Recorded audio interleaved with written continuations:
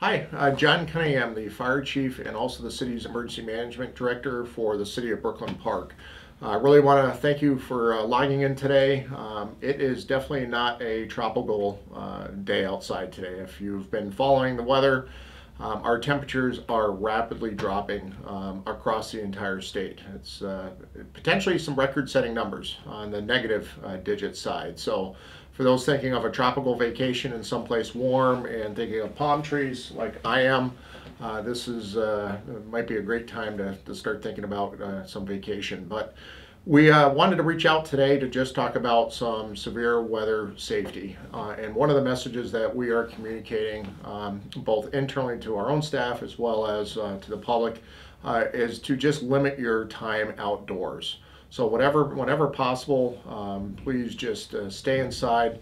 If you don't need to travel, just stay home, stay at work, unless you need to go home, and just try and stay off the roads. We've already seen an increase in the number of motor vehicle crashes since early this morning, throughout the morning, and just due to the black ice conditions and the unforeseen circumstances that people are encountering when they're out on the roadway today. So the best message is please stay home if you can, stay out of the cold. Check on your neighbors as well, and check on anyone that might need some extra care, that may be alone or need some extra assistance at home. And don't forget about our four-legged friends and our animals that are out there.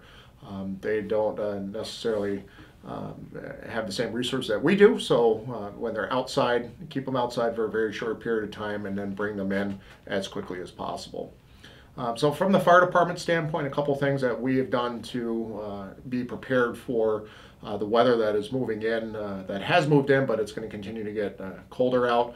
We have added additional staff to our daytime and nighttime response, and that's twofold. Is one, to make sure that with the anticipated increased call volume that we can meet the needs of our community, but also as well as to make sure that our firefighters are kept safe. That same message of limiting the exposure to the cold outside is a message that we're carrying through our organization and throughout the public safety community.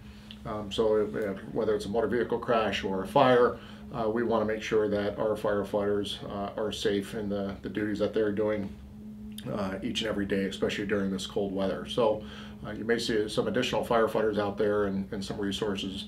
That's to keep our community safe, as well as our firefighters that are working around the clock. So certainly stand to answer any questions, but some of the resources that we're doing as a city is our senior leadership team has met.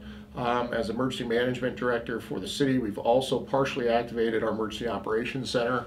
And that's just designed at this point to monitor the conditions and the changing conditions that we're anticipating with the freezing temperatures that are happening, as well as make sure that we can react to any incident that happens on a big scale, and providing resources to our community.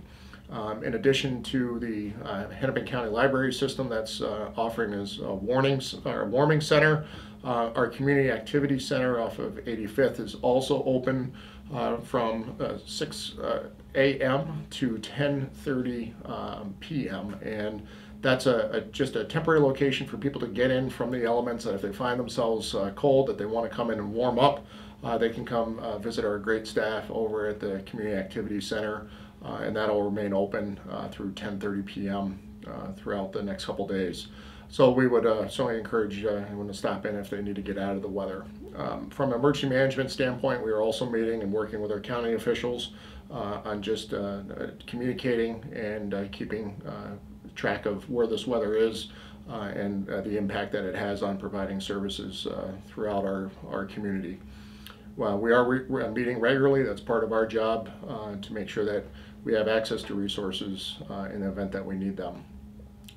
So I don't know if anyone else on Facebook land is logged in, but we would certainly stand to answer any questions, and we appreciate you logging in and helping to share this public safety message.